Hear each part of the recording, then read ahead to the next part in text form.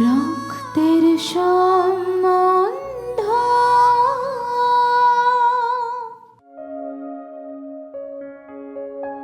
আমার খুব ইচ্ছে ছিল যে বাবার বাৎসরিকে আমরা সবাই একসাথে হই। ভালো হয়েছে তুই আমাদের এখানে ডেকেছিস, না হলে আমি তোদের সবাইকে ফোন করেই নিতাম। বাবা আমাদের সবাইকে একসঙ্গে দেখতে চেয়েছে। কাল ওনার মৃত্যুবার্ষিকী, তো আমাদের সবার একসঙ্গে থাকা উচিত। কেউ আমাদের মতো সন্ধ্যার অনুপস্থিতি কষ্ট দেবে, তাই না? ও তো চলে গেছে আমাদের ছেড়ে।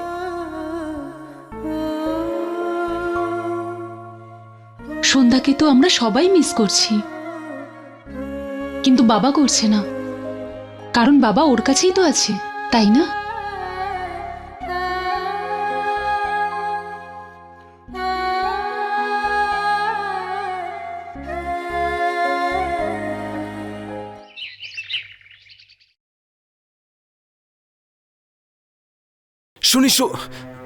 শুনি এসব কি হচ্ছে? কোথায় যাবে? আমার যেখানে ইচ্ছা আমি যাব, কিন্তু এখানে আর এক মুহূর্তের জন্য আমি থাকবো না। না না না না না না না না না না না শুনি, তুমি আমাকে ছেড়ে যেতে পারো না। তুমি খুব ভালো করেই জানো শুনি, আমি তোমাকে কত ভালোবাসি। আমি তোমাকে ছাড়া একটা মুহূর্তও থাকতে পারবো না শুনি।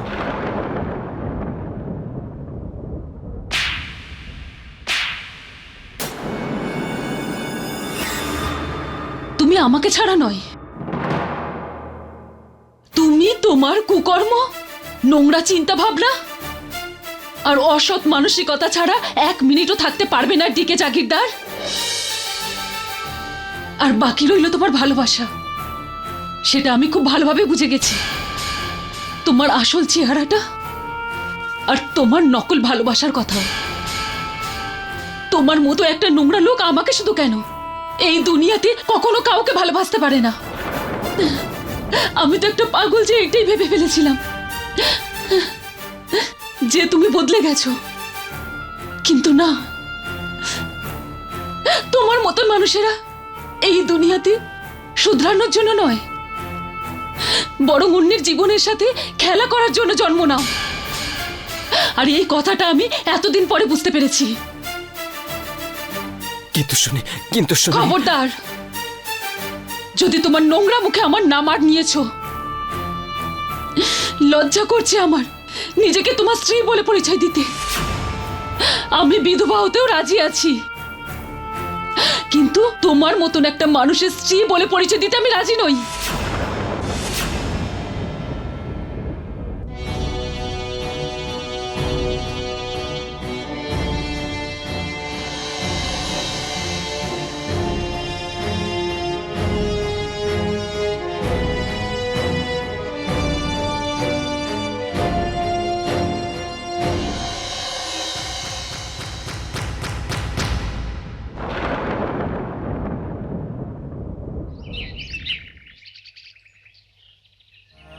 ओम ज्ञानम भूतगणा सेवितम कपतिजम्बु फलचारु भक्षम उमासुतम शोक विनाशकारकम।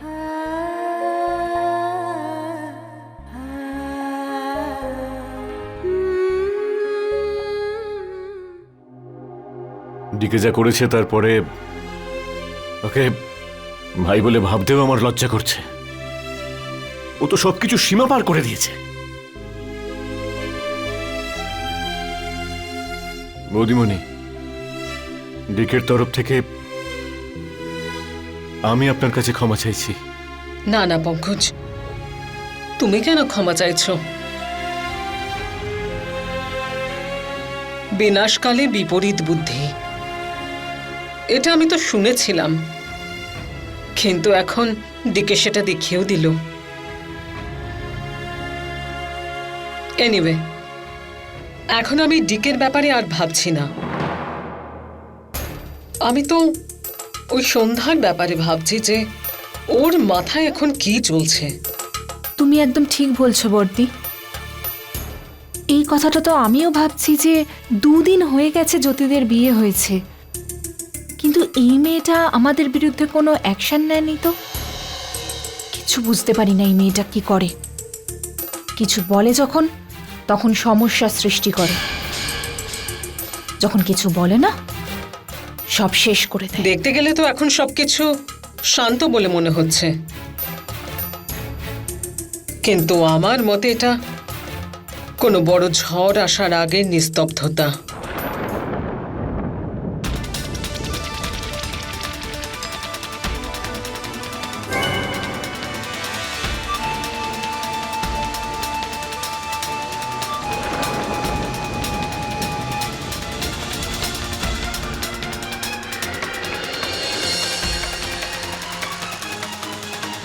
মিসেস প্রভাবতী জাগিরদার,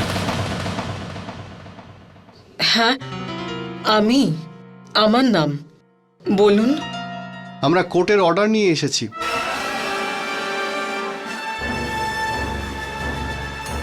কিসের অর্ডার? এই বাড়ির নিলামির অর্ডার। আগে হ্যাঁ, কোর্ট এটাকে নিলাম করার অর্ডার দিয়েছে। আপনারা এক্ষুনি এই বাড়িটাকে খালি করে বাইরে যান। আর হ্যাঁ, আর কোনো জিনিসই নিয়ে যেতে পারবেন না। কিছু নয় মানে একটা টাকাও নয়, একটা সুচও নিয়ে যেতে পারবেন না। খুব ভালো হয় যদি আপনারা এই বাড়িটা এখনই খালি করে দেন। What nonsense! আমাদের এভাবে বাড়ি থেকে কিভাবে বের করতে পারেন?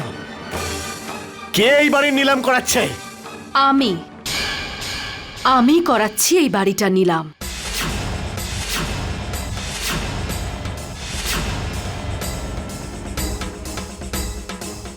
তোমরা হয়তো ভুলে গেছো যে এখন এই পুরো বাড়িটা আমার নাম, আর যে জিনিস আমার নামে আছে সেটা নিয়ে আমি যা খুশি করতে পারি। চাইলে আগুন লাগিয়ে দিতে পারি, চাইলে দান করতে পারি, চাইলে নিলামও করে দিতে পারি। সেই জন্য আমার মুখের দিকে তাকিয়ে থেকো না। কোর্টকে নিজের কাজ করতে দাও আর তোমরা বাইরে গিয়ে নিজের নাটকগুলো করো।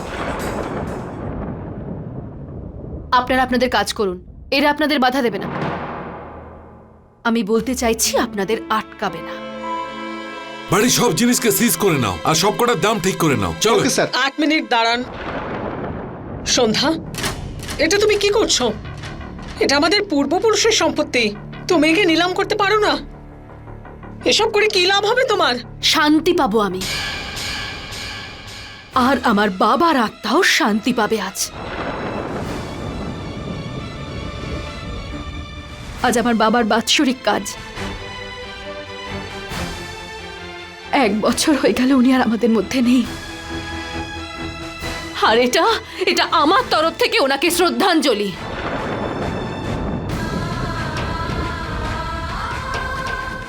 আমি আমার বাবাকে ফিরিয়ে তো আনতে পারবো না, কিন্তু যে মানুষগুলো ওনাকে কষ্ট দিয়েছে তাদের কষ্ট কেমন হয় সেটা অনুভব তো করাতে পারবো। আজ তোমাদের পুরো পরিবার জ্বলবে আর আমার বাবার আত্মা শান্তি পাবে। আজ আমার দিদিরা আমার বাবার বাৎসরিকের অনুষ্ঠান পালন করছে, আর আমি তোমাদের সবাইকে শাস্তি দিয়ে আমি আমার বাবার বাৎসরিকের কাজ করব।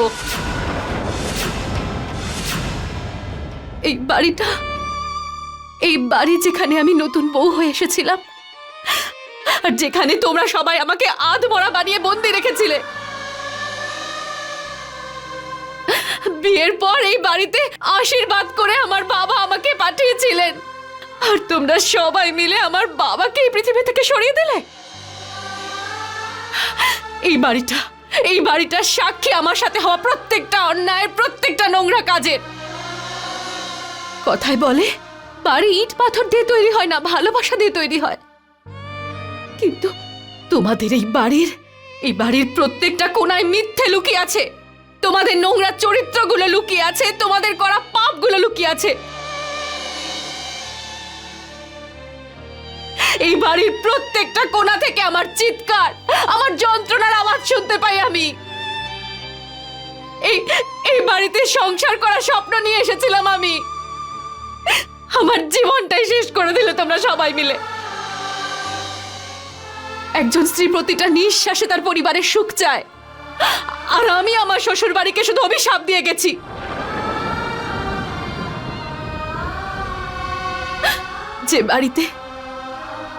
যে বাড়িটা আমার সমস্ত খুশি, সমস্ত স্বপ্নগুলোকে নিলাম করে দিয়েছে, সেই বাড়িটাকে আজ নিলাম করব আমি। যে বাড়ি আমার সম্মান, আমার অস্তিত্ব নিলাম করে দিয়েছিল, আজ সেই বাড়িটা নিলাম করাবো আমি। এই বাড়ির একটা জিনিস নিলাম হবে আজকে। শুনেছো তোমরা সবাই?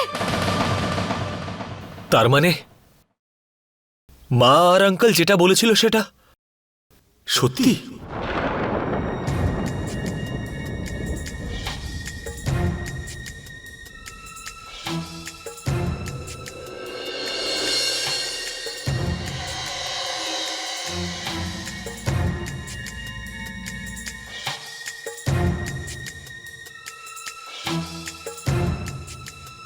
বৃন্দা,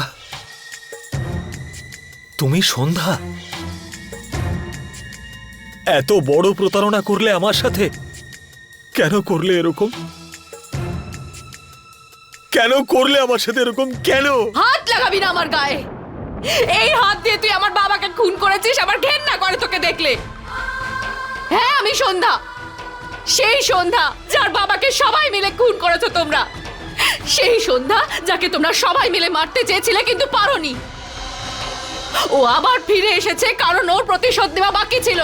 ওর হাতে তোমাদের এই অবস্থা হওয়াটা বাকি হয়ে গেছিল। আজ আমার প্রতিশোধ পূরণ হয়েছে। আমার তপস্যা পূরণ হয়েছে। আজ সেই উদ্দেশ্য পূরণ হয়েছে যার জন্য ঈশ্বর আমাকে দ্বিতীয়বার প্রাণ দিয়েছে। You are cheating me. বিশ্বাসঘাতক তুমি। আমি তোমাকে জীবিত ছাড়বো না। দাঁড়ান।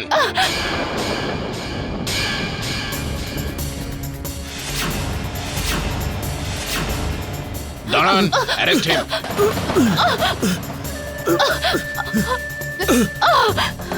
ছেড়ে দাও আমাকে। কমিশনার সাহেব, আমার ছেলে কিচ্ছু করেনি। আপনার ছেলের নামে অনেকগুলো অভিযোগ আছে, আর তার মধ্যে অন্যতম ওনার বাবাকে খুন করা। না না কমিশনার সাহেব, এই মেয়েটা মিথ্যেবাদী। ও মিথ্যে কথা বলছে। ওর কথা বিশ্বাস করবেন না। আপনি আমাদের কতদিন ধরে চেনেন। Well like family. আপনি যুবরাজকে কিভাবে অ্যারেস্ট করতে পারেন? আই এম সরি, এই কেসে আমি আপনাকে কোনো সাহায্য করতে পারবো না। যতক্ষণ আমাদের কাছে টাকা পয়সা ছিল ততদিন উনি আমাদের পেছন পেছন ঘুরে বেড়াতেন। এখন আমাদের কাছে টাকা পয়সা নেই, সেই জন্য নিজেদের ক্ষমতা দেখাচ্ছেন। ওই সন্ধ্যার সমস্ত কথা শুনে চলছেন। কমিশনার সাহেব, আমার ছেলেকে প্লিজ অ্যারেস্ট করবেন না। আমি ওকে ছাড়া বাঁচতে পারবো না। আপনাকে ওকে ছেড়ে থাকতেও হবে না, কারণ আমার কাছে আপনাদের সকলের নামে অ্যারেস্ট ওয়ারেন্ট আছে।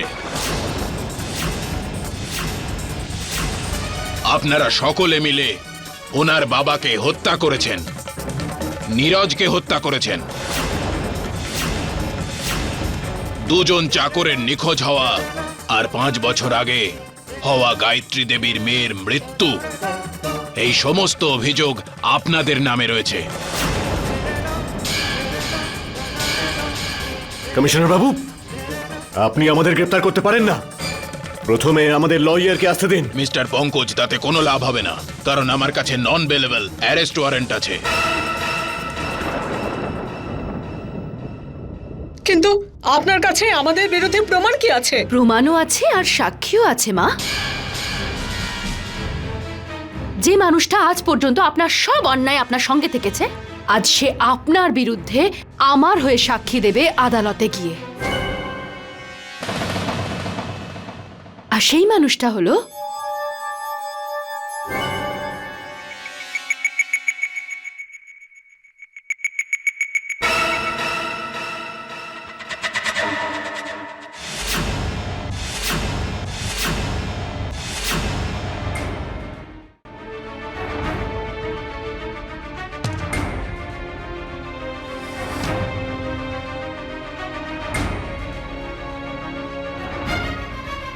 শেষ পর্যন্ত এই পিকে অন্তত কারোর কাছে তো লাগলো। ডিকে, তুমি? সেদিন থাপ্পড় মারার সময় ডিকে যে কথাগুলো বলেছিল সেগুলো আমি পুলিশের উপস্থিতিতে রেকর্ড করিয়েছিলাম। আর ওই বিয়ের অনুষ্ঠানে পুলিশের লোকেরাও সিভিল ড্রেসে ওখানেই ছিল। আপনাদের সবাইকে সরকারি অতিথি বানানোর জন্য। ওই রেকর্ডিংটাও পুলিশের কাছে আছে, এই সাক্ষীও আর আরো অনেক প্রমাণ আছে। এবার আর বাঁচার জন্যে, সরি, মরার জন্যে কি চাই?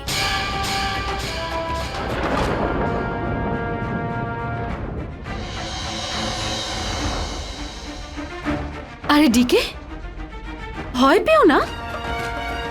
জীবনে এই প্রথমবার কোনো ভালো কাজ করতে চলেছ আমার হয়ে সাক্ষী দিয়ে। যদি ঈশ্বর চান তাহলে তোমার শাস্তি এদের সবার থেকে কম হবে। Uncle, how could you do this? সবাইকে অ্যারেস্ট করো, নিয়ে চলো ওকে।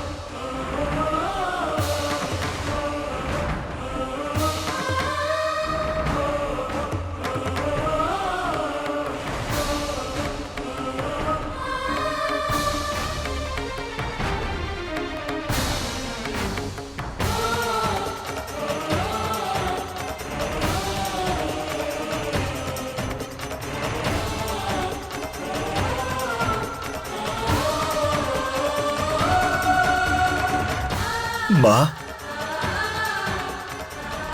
বাবা কোথায়? উনি অলরেডি লক আপে।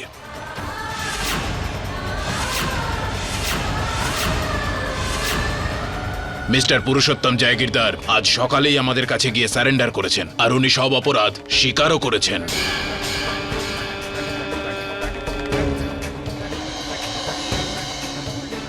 চলুন, উনি আপনাদের জন্য অপেক্ষা করছেন। এসো, নিয়ে এসো সবাইকে।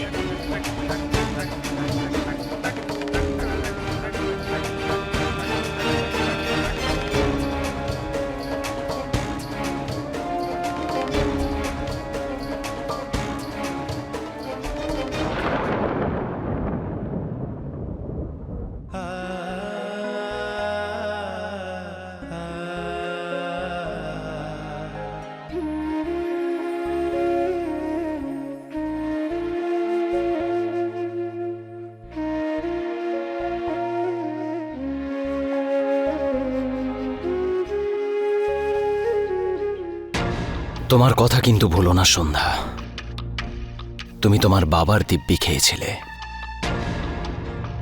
জেল থেকে বেরোনোর পরে অর্ধেক সম্পত্তি তুমি আমার নামে করে দেবে।